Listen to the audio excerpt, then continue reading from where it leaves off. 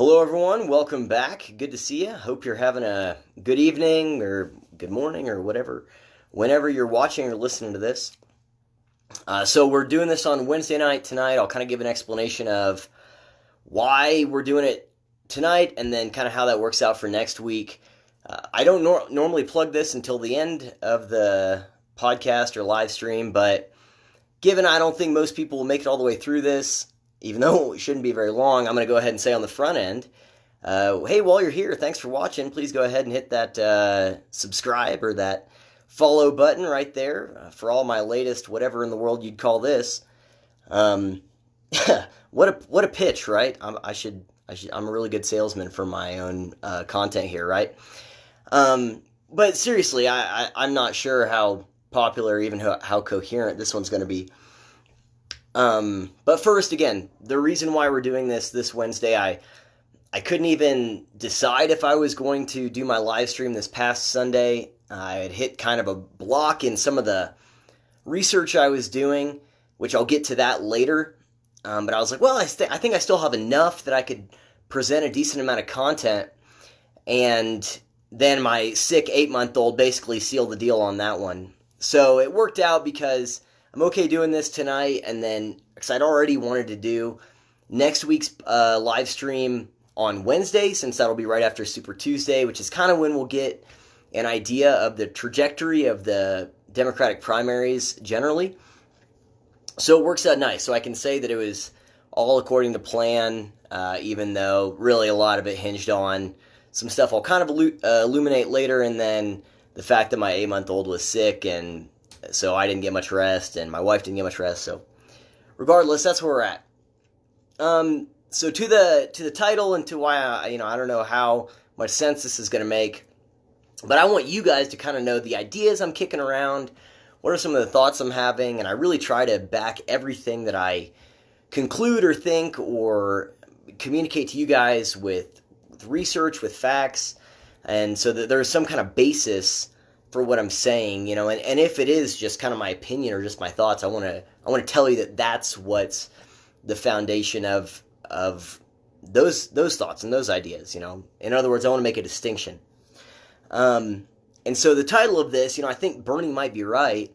It's not clickbait. It's not meant to be some type of provocative thing. I do think that there is an incredibly important statement or conclusion or idea that he has put forth that I think he actually is probably right about, but I want your guys' thoughts on that, and I'll get to kind of what that is at the end of this. But first I want to let you know kind of what brought me to this point, what are the ideas I've been kicking around, what are the things I've been thinking about that have kind of led me to this, what I'm kind of marinating in right now, because there is a progression here of my thoughts and of the ideas and things that have been kind of maybe motivating me.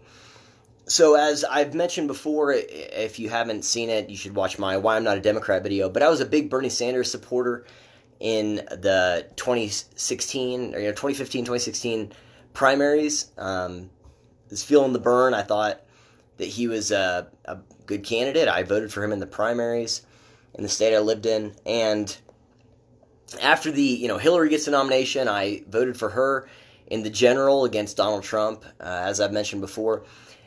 And whenever Trump won, I mean that was a huge WTF moment for me and for a lot of people, right?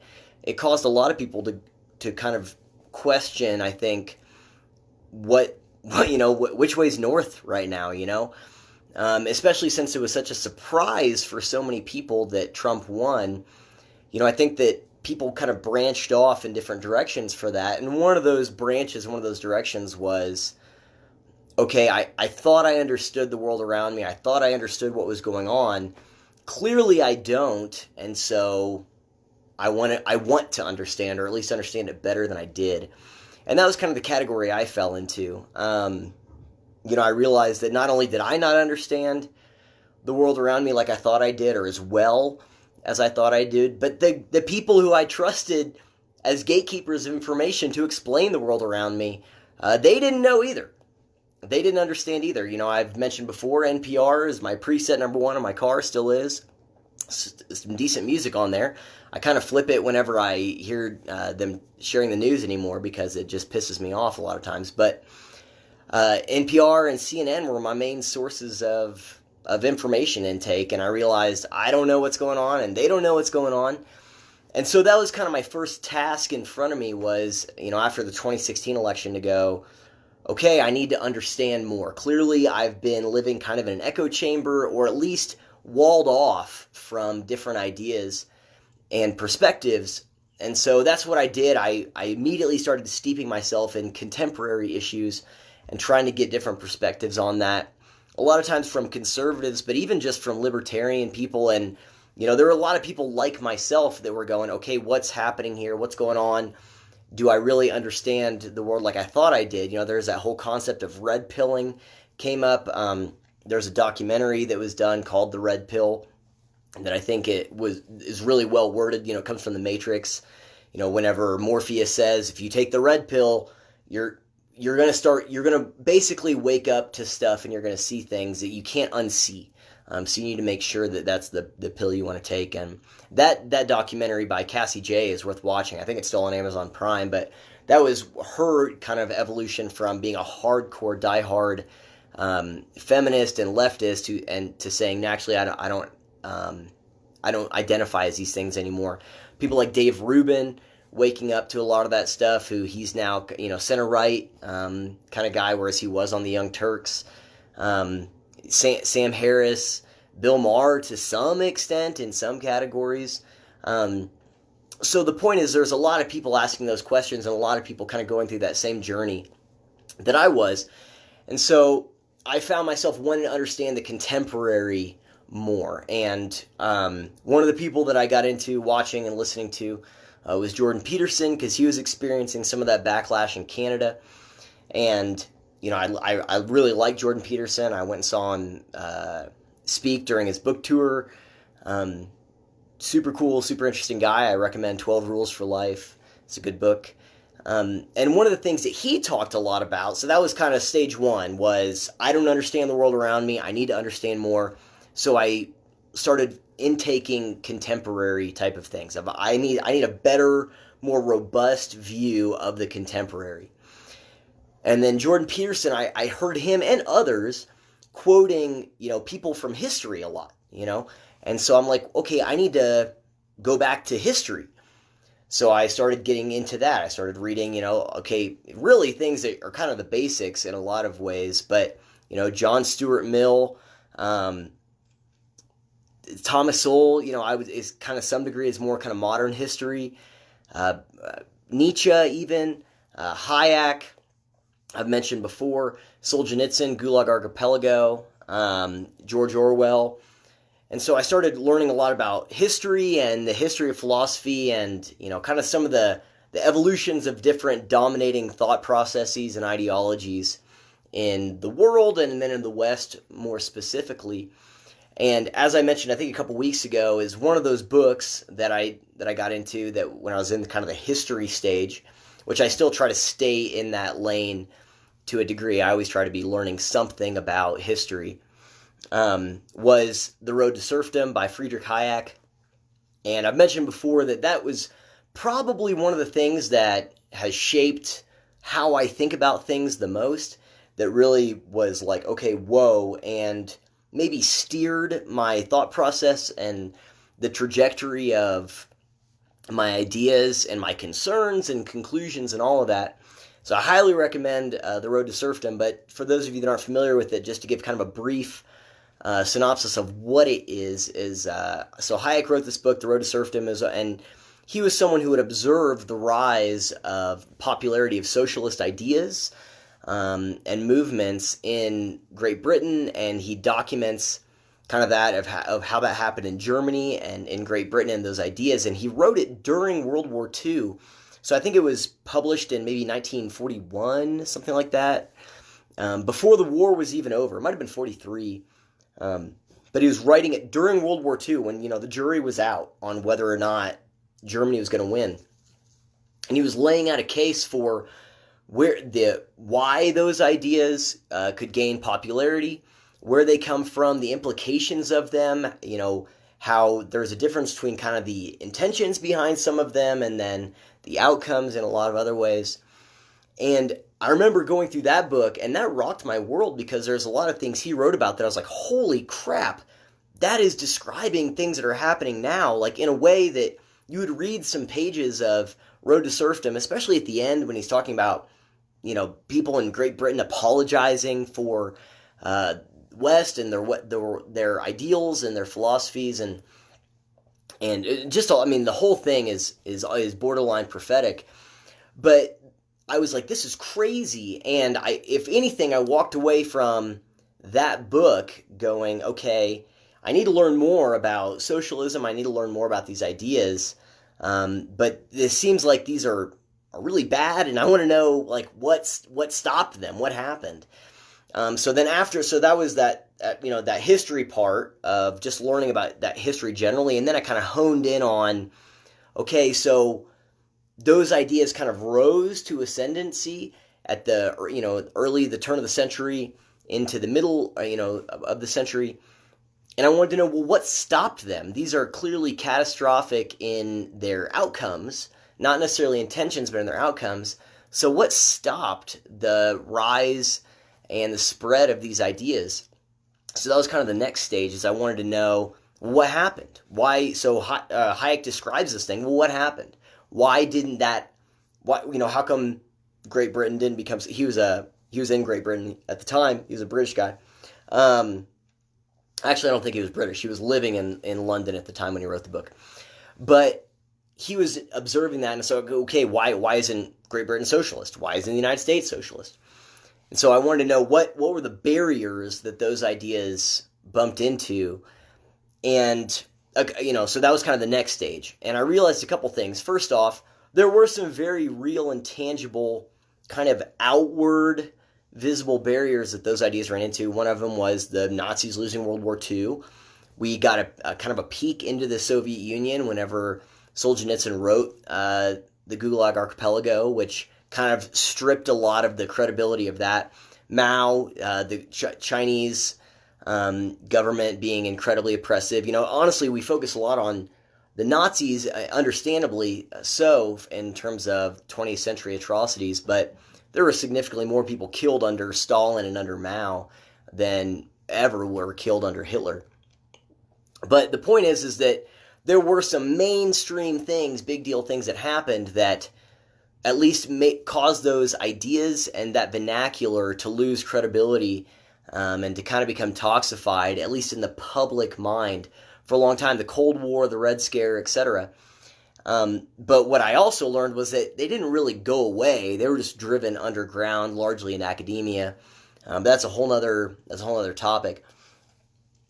But so I was like, okay, I was like, okay, what stopped those ideas before? And so if we're at a place where we can see them rising to ascendancy again, and then I later learned that happened also in the late 60s, early 70s. But I'm like, well, what stopped? What stopped those ideas from, what basically removed their credibility? And I realized that we didn't have any similar barriers in place now, in terms of, we don't have a Soviet Union that's about to fall. We don't have, Mao over there murdering people. Now we do see a rise of that, right? Xi Jinping in China and his Communist Party, I've talked about this before, they are rapidly backsliding into an incredibly oppressive communist dictatorship, but people don't really care anymore. I mean, it's crazy. We have more information than we've ever had, but people don't really care about the literal re-education camps that China has actively going with Uyghurs and other dissidents against Communist Party. I talked about the way they've completely infiltrated their academic institutions, many of them at least. We know that they straight up arrested doctors that were trying to put the word out about coronavirus because it made the party look bad. So China's going back there, but no one cares. Like, people aren't associating communism, collectivism with those outcomes, right? It's just like, well, I guess it's weird every single time this happens. But regardless, so I was like, well, what do we have now that's stopping that? Venezuela would be an example, but again, people aren't making the connection between the ideology that causes these outcomes and the ideology that same ideology here, that's gaining popularity and ascendancy. So once I realized that we didn't have the same barriers, or at least that no one cared about those barriers, then I wanted to know, okay, so what causes these ideas, collectivism, socialism, etc., what causes them to catch on, what makes them popular, what makes them viable in people's minds? And so I started to study it from that aspect. A book that I would recommend that talks about that is Eric Hoffer's Mass Movements and People. It's really, really good. But the other angle that I spent a lot more time in was really from a marketing and just ideas standpoint. I wanted to know, how do ideas spread generally? What causes them to catch on or what causes them to not? How do we get, cultural zeitgeists in terms of the ideas that are catching on in the milieu, how that kind of changes? And once I got into the marketing, advertising aspect of it, I'm like, well, what causes, I know that people purchase things emotionally and then they justify it rationally later. And I thought surely people do that with ideas, and it turns out that was correct. Jonathan Haidt writes a lot about this in The Righteous Mind. I'd highly recommend it. But in that kind of stage, so history, socialism, kind of ebbs and flows in terms of public consciousness and popularity. There's always been an undercurrent that's actually been growing steadily for the last 60 years, 70 years. But from that kind of advertising, marketing standpoint, I realized a couple things. First off, the leftist, or, at least you would say maybe progressive is a better word, policies or ideas or catchphrases, they are, from like a branding standpoint, far and away better than any a lot of, they don't even have counterparts on the right or even in the middle, but they're just stickier, they're just trendier, and I'm not even from like a McDonald's I'm loving it kind of standpoint, but there's something else there. There's a morality aspect that causes them to have that. Eric Hoffer writes in that Mass Movements book about how people fight for, in terms of movements and revolutions and stuff, they're fighting for ideals. They're fighting for something that doesn't exist, but they want it to exist. And people don't fight as much for reality, because reality is, a sick 8-month-old, and, you got to go to work, and you got to pay your bills and stuff. And so the progressive kind of platform exists pretty much exclusively in that realm of you're fighting for what could be, not what observably is. And people are always going to fight harder for what could be, especially if they're not currently benefiting, or at least don't perceive themselves to be benefiting from what is. And the ideas are just stickier. So here's an example. So healthcare is a human right. So that's like, what, 6 words? Healthcare is a human right. 6 words, yeah. So Bernie Sanders can go out there and say healthcare is a human right. Well, that's sticky, right? It's everyone can you can visualize it. You can go, okay, healthcare, that's going to the doctor. A human right, oh yeah, I do deserve that. It is a human right, But sure, everyone can get on board with people having healthcare. Is there anything even remotely similar on the other side of that? Like, I think there's a better argument that's like, no, it's not, because that would mean compelling another person's labor if they didn't want to take care of you. Now, that's not that's not a very popular, sexy thing to say. Healthcare is not a human right. It's a good thing. People should have access to it, but to say that you are entitled to it in an arena, like if someone didn't want to do that, take care of you, even though that would be immoral on their part, it's also immoral to compel another person's labor. But look at all the crap I just spit out. Like, that's not even, and you're probably going, well, wait a second, what are you talking about? Like, and that there's this whole other stream of ideas and thoughts that are more complicated and nuanced and have to be teased out. And even then, even afterwards, you might still go, yeah, I don't agree. But healthcare is a human right. What's the counterpart? I mean, like, there isn't one. And so there's all these ideas that in that progressive policy platform that are just purely from a marketing standpoint, they're sticky, they're catchy, they're easily understood. At least you think you understand them easily. They're easily communicated at a later point in time. You can draw them to mind if you need to. And there's not really anything on the other side of that. And the other part is that they have a moral imperative baked into them. People, as I mentioned when I talked about Hayek a couple weeks ago, there's this idea of if you kind of use the language of equality and justice and morality and doing what's good and human rights and all this other stuff, it's very difficult to argue against that position.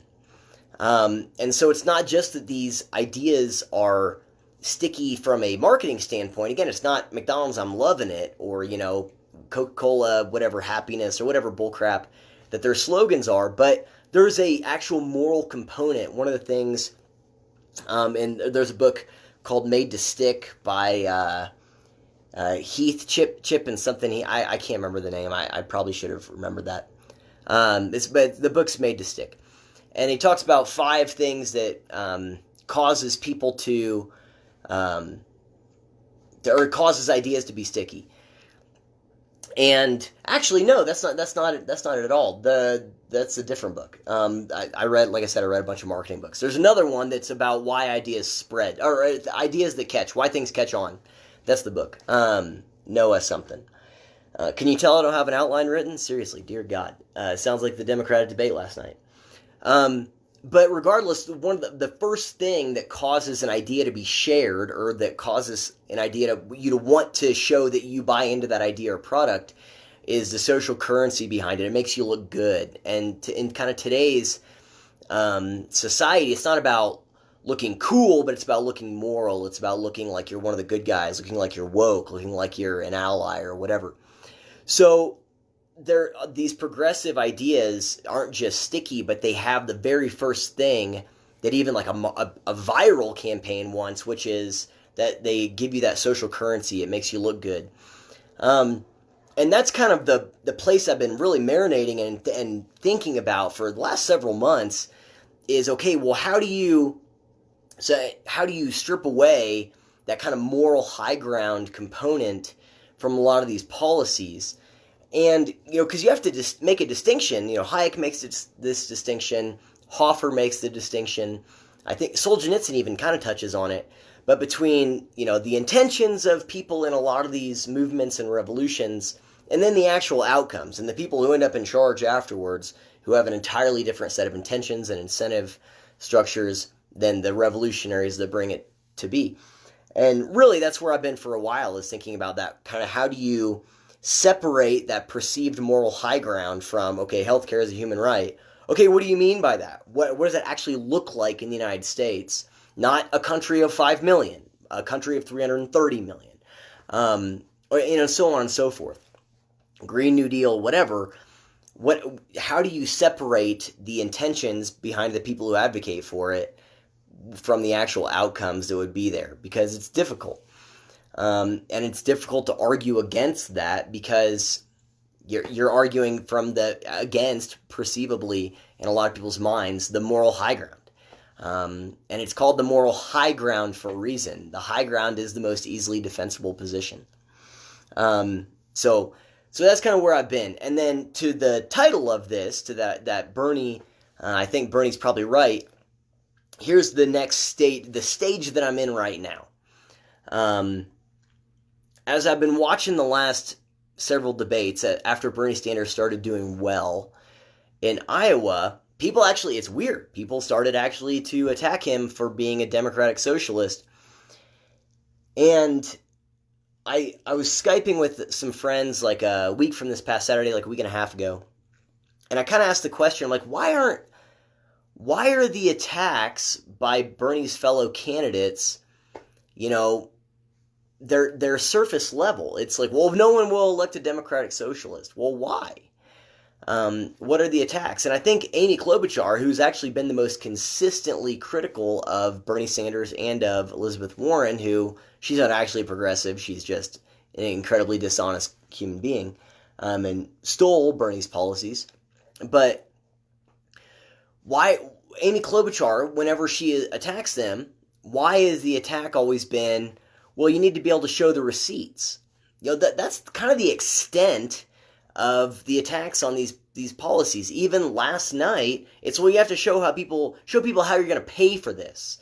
You're not showing how you're going to pay for it, which is a different kind of attack than what Hayek made against socialism, what Solzhenitsyn made, or Hoffer, or Orwell, or any of them made against those ideas. They didn't say, well, this is all good and fun as long as you can pay for it. They said there's actually something here in terms of the outcomes that is an entirely different thing that ends up being, immoral and oppressive in outcome, not in intention necessarily, but in outcome. But the attacks that the candidates up there and the media and the moderators, as soon as they decided that Bernie was actually a threat, they haven't been on an ideological level. And so, I was Skyping with my friends, and I said, why are they actually attacking him like that, and how come those aren't succeeding? So here are the two kind of thoughts I have, and they go together.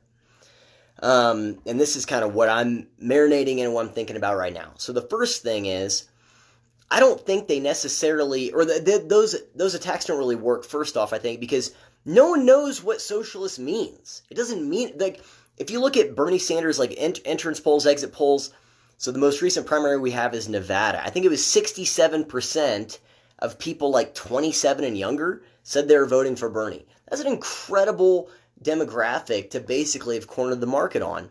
Well, why? They don't. What has been their frame of reference for socialism? I mean, I'm 33 now, and I've supported Bernie Sanders in my late 20s. I had no idea. I thought socialism was roads. That's the argument. It's like, well, don't you like roads and firefighters? That's socialism. It's like, well, no, it's actually not. Then everywhere is a socialist country. How about that? That's not true. I mean, we had roads in the United States, and 500 years ago. That doesn't mean anything. But no one knows what it means. I thought about this scene in Gangs of New York. It's a great movie. If you haven't watched it, I highly recommend it. But it takes place during the Civil War in New York, and Leonardo DiCaprio is trying to infiltrate Daniel Day-Lewis's gang, and him and his friend Johnny go and do this mission. They basically do like a grave robbing to bring the loot back to Daniel Day-Lewis, and one of Lewis's henchmen, this guy named McGloin, something like that, he's really upset that DiCaprio and this other guy would do this. And he's like, well, don't trust these guys. They're just a couple of fiddlin' bends. And DiCaprio's like, I've been called a lot of things. But I don't think I've ever been called a fiddlin', and the guy's like, yeah, fiddlin' bends. Yeah. And DiCaprio's like, well, if I knew what that meant, maybe I would take offense to it. But, I don't know what that means. But chiseler, if you call me a chiseler, then I'd be offended. McGloin's like, well, what if I am, And then DiCaprio's like, well, then we got business, and they fight, whatever. The point is, socialist falls flat for a lot of people because they're like, well, why is that? Why is that a bad thing? Why is that? It's fiddlin' bends. It's like, what does that mean? Why is that a bad thing? I don't know. And there's a reason why young people, the younger you are, again, myself included, a mere, 5 years ago, was like, yeah, what's the big deal? Because we have no frame of reference. We're not taught much about the Soviet Union. We're not taught about, the Central American and Latin American dictatorships that rose to power under that. We're not taught about Cuba. We're not taught about any of that stuff. The Soviet Revolution, we're not taught about any of it. And so it doesn't mean anything to us. And it's all the framing is, well, you can't pay for it. No, the outcomes are oppressive, immoral, and murderous. And then the same for capitalism. Capitalism is kind of given this kind of weak kind of defense. And I think that those who defend capitalism do a really bad job of defending it, to be honest. They don't talk about or at least they don't sufficiently, especially over the last couple decades. People are now, but haven't said, well, here's what the outcomes have been. You know, of course, there are negative excesses to capitalism. There's negative excesses to everything. But the overall, you know, the math overall has been positive globally. But the framing for capitalism that we have has been by Bernie Sanders and others who are like, well, capitalism just means stealing, you know, or, you know, and there's kind of these weak kind of defenses given of it. So the point is we don't, the first reason why the attacks don't work is because no one knows what they're even talking about. The words have not been sufficiently toxified, and the only context that's given for why they're bad is like, well, you can't pay for it. In other words, the assumption there is if you could pay for it, then it'd be fine, it'd be good, it'd be dandy. But you can't, so then I guess it's bad. And so that's the first thing. But the second thing that I think is more important, that goes to where I think Bernie Sanders actually might be right, is, well, how do you draw a logical distinction between, let's say, for example, Medicare for all and Medicare for all who want it? How do you draw a clear distinction between Bernie Sanders' policies and like Joe Biden's policies? And we've actually seen a pretty seamless shift to the left on these policies, and actually a seamless shift to the left on, you know, general government, federal growth and entitlement spending, you know, for the last 80 years. And it's been pretty steady, pretty consistent. You know, even whenever Bernie Sanders says, everyone called me a radical in 2016, and now all of my policies are mainstream policy platforms that we're all talking about, he's not wrong. And so the question that I've been asking now, and this is the thing that I'm marinating in, is whenever he says, I'm just fulfilling the promise of the New Deal, I've found as I was researching this, found a bunch of articles from socialist publications saying that very thing. You know, Alexandria Ocasio-Cortez is saying it's a Green New Deal, right? Whenever they say we're just fulfilling, which is another way of saying we're operating in a logically consistent framework of the New Deal, of, you know, really some of the policies that were big turning points in our country generally, but then also within the trajectory of the Democratic Party, is he wrong? In other words, is Bernie Sanders and his policy platform, and what you could really say socialism more generally, is it an aberration in the Democratic Party, or is it the logical conclusion? You know, Thanos, right? I am inevitable. Is it inevitable? If not, why not? That's the thing I'm kicking around right now, because I don't know the answer. But the more I look into it, and this is kind of one of the things I was realizing as soon as I started asking that question, because when I was talking to my friends, I said, is he actually the logical conclusion to the Democratic Party since the New Deal? And so then I started going back and researching that, and then I realized, well, FDR, whenever he was implementing the New Deal, a lot of his policies, he was saying that he was fulfilling some of the progressive policy promises and ideas that had existed in the previous administrations and decades before him. So I'm like, oh God, it was one of those things where it's kind of like, the more you study it, the more you learn that you don't know. Like, it's like, well, I really like to understand astrophysics in a weekend, right? And then you open a book and you're like, wait, what is this? And so that's what I realized, is that there is a whole, you know, pretty rich and deep history of progressivism and the ideas and the trajectory of those ideas and how it's guided our country in a lot of ways. And so that's where I'm at. That's what I'm learning about. So, you know, about Woodrow Wilson, Theodore Roosevelt, some of those early turn of the century ideas, planning, how that infiltrated management. There's another book called The Management Myth that's really good, that talks about central planning and a lot of the same ideas that were existing within the minds and the intellectual frameworks that were put forth by people that advised, you know, like whether it's Woodrow Wilson, Theodore Roosevelt. There was actual socialists running in I think it was the election where Wilson ended up winning. So these ideas have been around a while, and so again, the question to put a fine point on it is, so if you were to say, here's the linear trajectory of the Democratic Party, right, from an ideological standpoint, is Bernie Sanders and his democratic socialism, which is just socialism, man. I mean, it's democratic like the Democratic People's Republic of North Korea is democratic.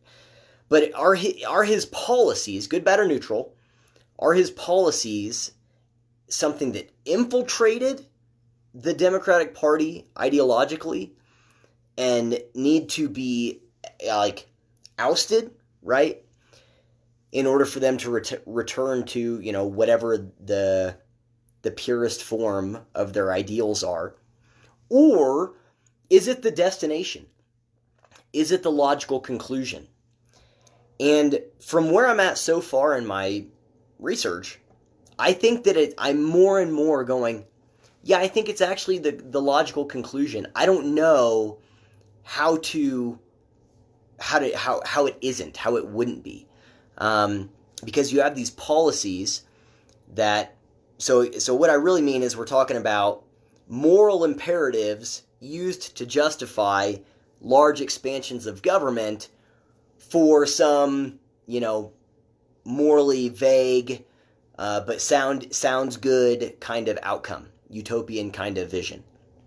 That's what I mean, is I don't know how to draw clear lines in his policies from the trajectory. In other words, and this is where I go back to where, if Klobuchar says, we need to show your receipts, it seems more like, they're on step 6, he's on page 106, but they're going in the same, or step 106, but they're going in the same direction.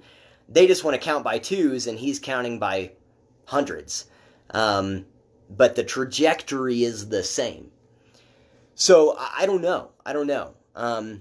But here's one of the things that I read last fall, and I'm going back through because I'm like, okay, I want to kind of, again, I want to look at these ideas from a different trajectory or from a different angle, which is what I just explained.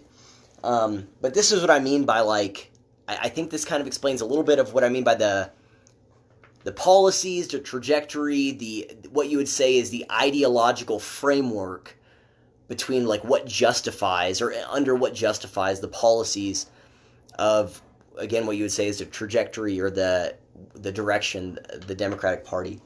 So this is a book called The High Cost of Good Intentions. It's about the history of entitlement programs in our country. It's really, really good. I highly recommend it. But this is what he says in the beginning. The book's central theme is that the creation of entitlements brings forth relentless forces that cause them to inexorably expand. These liberalizing forces are inevitable and inseparable from the entitlements themselves. They originate from a well-meaning human impulse to treat all similarly situated people equally under the law, which is a good thing, right? When first enacted, entitlement laws for policy or fiscal reasons confined benefits to a group of individuals who are deemed to be particularly worthy of assistance. So in other words, it draws a circle. So you say, here's the people who qualify, and then those who are in the circle qualify, those who are out of the circle don't. As time passes, groups of excluded individuals come forth claiming they are no less deserving of aid. So when you draw that circle, inevitably there are people who are just barely on the outside of the circle who just, for whatever reason, barely don't qualify. As time passes, pressure is brought by or on behalf of excluded groups to relax eligibility rules. The ever-present pressure is magnified during periods of budget surpluses and by public officials imperative to be elected and re-elected. Eventually, the government acquiesces and additional claimants deemed worthy are allowed to join the benefit rolls. So, the circle expands. Those people who were on the fringes are now included and the circle expands. That very broadening of eligibility rules inevitably brings another group of claimants closer to the eligibility boundary line, and the pressure to relax qualifying rules begins again. The process of liberalization repeats until benefits are extended to a point where the program's purposes bear only a faint resemblance to its original noble intentions. So, what he's saying there, the author is a guy, last name Stanford, I can't remember his first name. But the point is that when you draw those circles and you finally, for whatever pressures, and again, if you're the type of person, so this is where it gets the underlying ideology, where if it's like, well, the government should do X to help X group because that's its job, and you draw the circle and here's the group, then there's those people on the outside who say, well, what about us? We barely don't qualify, right? We're no less worthy. And then, because it's expedient or it seems sustainable, or a lot of times it's just like, well, it's popular to get you reelected, right? Then the circle grows. But whenever you grow the circle, you just create another group on the outside who, hey, we're no less worthy, right? And then it grows and grows and grows until it doesn't even resemble what its original noble intentions are. One of the examples he gives in the book, because he talks about how these programs were initially created for soldiers. So it was soldiers in the Revolutionary War, the French and Indian War, not the French and Indian War, the War of 1812, and the Civil War. In fact, there's, at least as of when he wrote that book, which I don't think it's very old, it's a couple years old, there's a person today receiving Civil War soldier benefits because of the way these things work. But the point is how it starts there, but those are a group of people that eventually die off, soldiers in war. They do eventually, that circle eventually closes. But whenever you create programs that the population inside of it is continually generating, then there's no logical end to it. And again, just to clarify, I'm not even talking about right now if I think that that's the right philosophy or the right ideology. That's not relevant to the point of what I'm talking about, which is there a logical conclusion to that ideology? Is there a logical conclusion to creating those circles and continually expanding it out? Because that's where, again, go back to where Bernie's talking about minimum wage or, again, Medicare for all and all this other stuff. What's the logical conclusion? Why $15 an hour? Why not $30? Why not $35? Why not $95 an hour? You know what I mean? Once the government starts dictating certain things, I don't know what the logical conclusion is to those things. And so I don't know. I know one thing I will say, because I know this is always the part of my podcast, if I don't have an ending in mind, that I just kind of ramble on and on. One thing I will say is, again, it's incredibly important to separate out the intentions from the outcomes and to understand that even ideals as noble as equality, even though that's not what they use anymore, they use equity, and there's a reason for that, or justice or whatever, you reach a point of diminishing returns on everything, no matter how well intentioned or no matter how nobly articulated. So you could say something like safety is an ideal that everyone can get behind.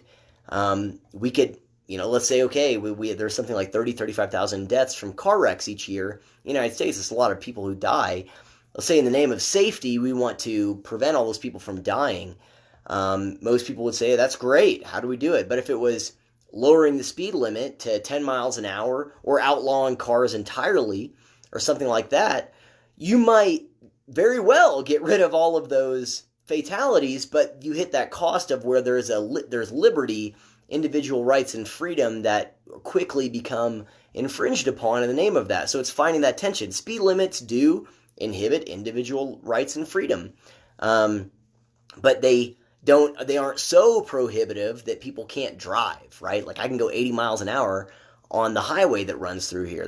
I don't feel very prohibited by that. But if they were to make the national speed limit 10 miles an hour, all in the name of safety, people would go, well, wait a second, that's really prohibitive. So the point is no matter how well-intentioned something is, it does reach diminishing returns. Everything does. Individual rights and freedom reaches diminishing returns eventually. If that becomes the main and only value, that's called anarchy, right? That's anarchy. So everything has that, but the question that I'm asking is the logical conclusion of Bernie's policy and ideology, which for him, it seems like the the thing that everything points towards is some, kind of vague concept of equality, and that's it.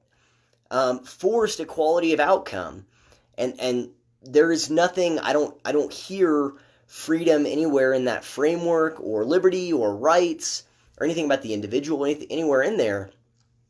And that again, that's fine. That might very well be. I mean, there are some people who are on the other end of that. Like I said, that's anarchy. There are anarchists today who have that same view, except for on the far other end, who they don't care about equality at all, as long as they can just do whatever they want.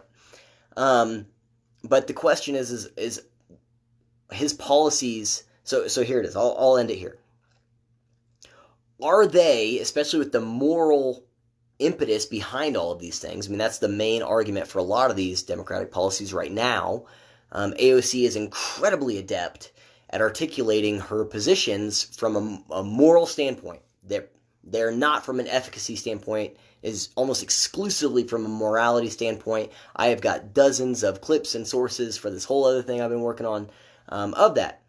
But if it's a moral standpoint, kind of back to that safety axiom, well, we're doing it all for safety. What's the logical conclusion? If you're driven by not some, in other words, if the framework that isn't measurable in a way that, people can agree on, and if it's just a general sense of equality or just a general sense of justice or whatever, and it's all driven by this, kind of moral type thing, where do you stop? What's the natural barrier there? In other words, if you're walking in the direction of honesty, if you say honesty is an all-encompassing principle, you're always going to be walking in the direction of honesty. And so I don't know, but what the logical conclusion is of Bernie's policies, based on what seems to be some one or two dimensional frameworks that are used to as the motivating factor for those policies. And again, no matter how well intentioned, I actually don't question Bernie's intentions. There's a lot of people that do. I think he's a pretty sincere guy. I just think he has one of the worst cases of cognitive dissonance in human existence. But is he actually inevitable? Is he the logical conclusion of the Democratic Party? And that's an incredibly important question to ask. Because if he is, then that means that Democrats have to do some soul searching. I mean, we're seeing that right now. There was a debate last night. I didn't even realize it till yesterday. I'm like, God, there's a freaking debate again. Like, well, okay, fine. And I watched it.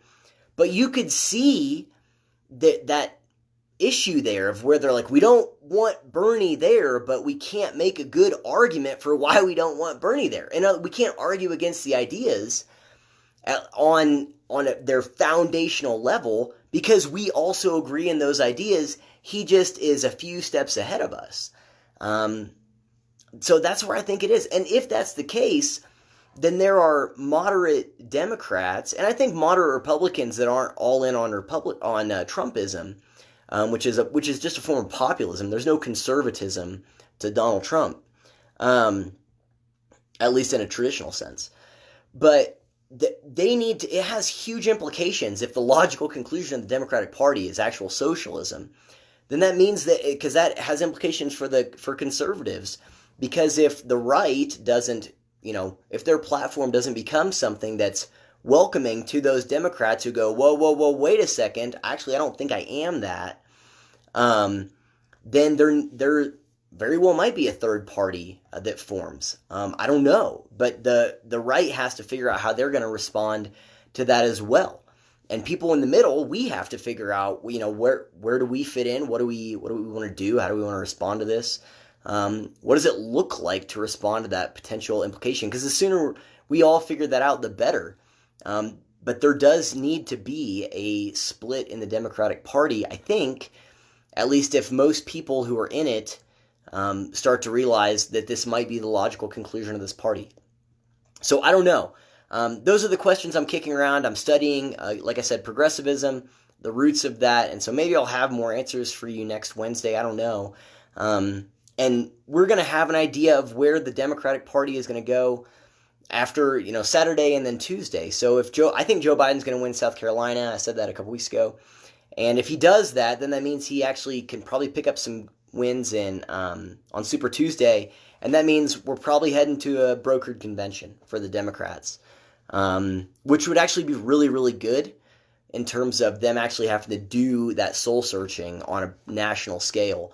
And I don't think there's anyone that's going to walk away not pissed off, but that's okay as long as people realize what they stand for, And so that's all I really care about is people knowing what they stand for and being willing to have the courage of those convictions. So that's where that is. I don't know. I think that the things that need to happen right now is we have to separate the intentions from the outcomes on policies, whether it's on the left or on the right. And we need to start defining our terms. That these attacks of socialism are going to keep falling flat if people think socialism is Denmark, which is funny because people in Denmark are like, we're not socialist.